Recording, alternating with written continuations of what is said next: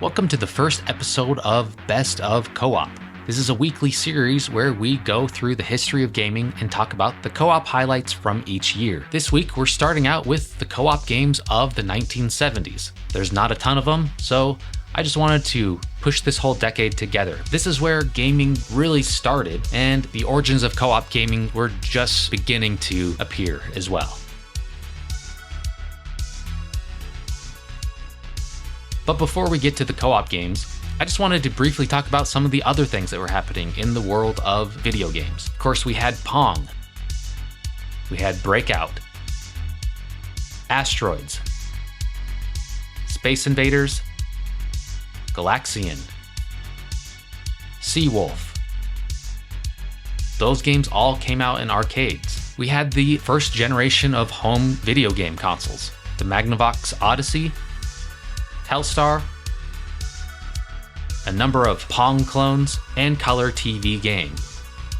Then of course we had the second generation of home video game consoles, the Fairchild Channel F, the Atari 2600, the Bally Astrocade, and the Magnavox Odyssey 2. At the very end of the decade we saw the Intellivision. This was the decade that really brought video games into the mainstream world. So let's talk about how the co-op games fit into that as well. The first game is Pong Doubles. Can this be considered a co-op game? Well, my definition of a co-op game is when two players can team up against the AI. In Pong Doubles, it's two human players against two other human players. So it's not necessarily a co-op game, but it is the very first game that involves any form of teamwork between multiple players. So it's absolutely worth mentioning and potentially influence future cooperative games. Do I really need to get into how Pong plays? You know, you got the little paddles, you got the ball, bounces back and forth, you score points. That's literally it. If you don't know what Pong is, I don't know what to tell you. Next, I wanted to talk about the Plato platform. Plato stands for Programmed Logic for Automatic Teaching Operations. It was established in 1960, and it was a large mainframe with user-friendly terminals designed for virtual teaching. By 1972, the Plato 4 system featured advanced attributes like vector graphics, touchscreen interface, and network connecting global terminals. Students quickly recognized its potential for gaming, leading to titles like Empire in 1973 and Spasm in 1974, where up to 30 players engaged in space battles for galactic dominance. Showcasing pioneering multiplayer features, we saw a number of early RPGs on this platform that allowed players to team up and take on quests together. This was basically the origin of the MMO. Games like Moria came out in 1975, Oubliette, and Avatar came out in 1977.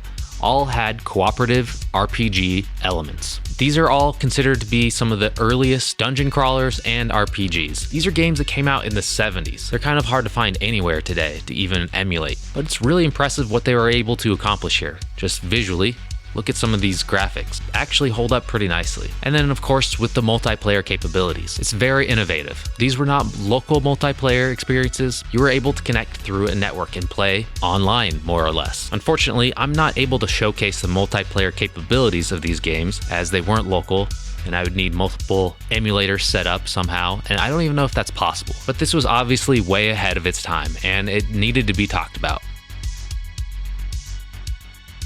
Now, the first home console game that has somewhat of a co-op feature, Maze Game, and it came out on the Fairchild Channel F. There's a number of variations. Blind Man's Bluff and Trailblazer are some of those games, but the main one is just called Maze. It's a two-player game with an AI cat. It's debatable whether or not this is a cooperative game, but the way I look at it is the cat is your common enemy and you both are trying to escape. So you could play that as a competitive game where you're just trying to get to the exit first, or you can work together. Take from that what you will, but it is the first console game that has any form of cooperative element whatsoever, so I thought it was worth mentioning.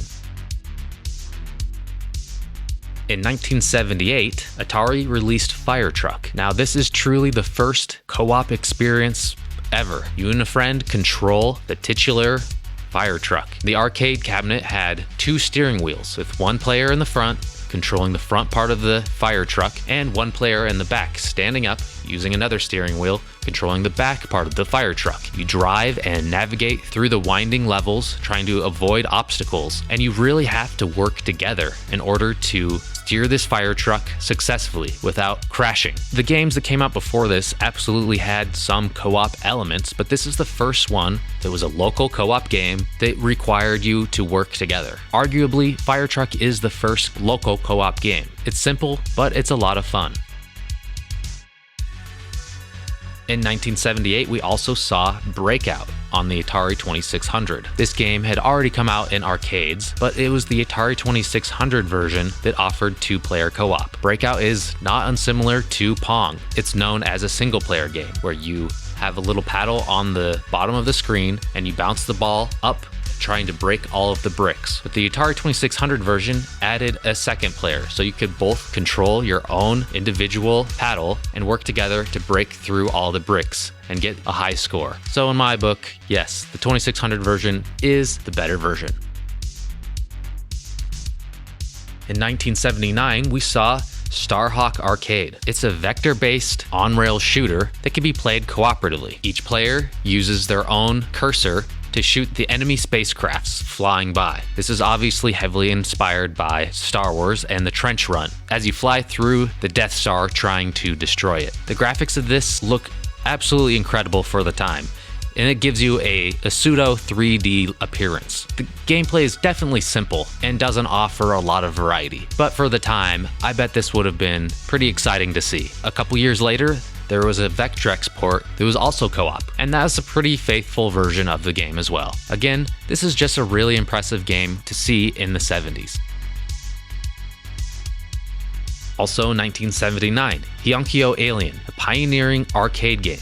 It stands out in the golden age of gaming for various reasons. Developed by a group of university students, it birthed the trap 'em up genre, tasking players with luring and burying enemies in holes. The game's origin was banal. Originally about clearing an apartment of cockroaches, it transformed into a scenario where a police officer in Heiankyo, armed with a shovel, combated an alien invasion. The unpredictable alien movements adds challenge as players aim to bury them. The game features 9 increasingly difficult rounds, emphasizing high scores as players adopt strategies. Remarkably, Heiankyo Alien was one of the first games offering multiplayer options, allowing cooperative or competitive play.